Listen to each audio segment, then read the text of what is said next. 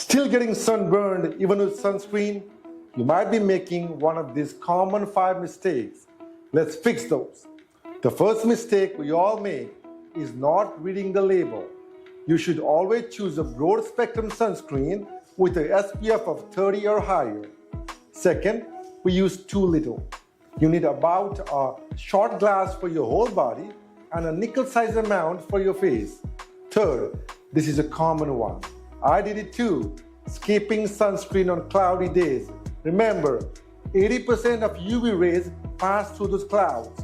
You definitely need sunscreen on those cloudy days. Next one is more interesting, using old sunscreen. You should check the expiry date. Expired sunscreen won't protect you. Finally, relying only on sunscreen. Along with sunscreen, you should wear a hat, sunglasses, and UPF clothing. They all protect you from the sun. On top of everything, don't forget to reapply every 2 hours, especially after swimming or something that involves sweating. If you know someone who forgets sunscreen, share this video and help them. Follow Healthy Info for more easy sun protection tips.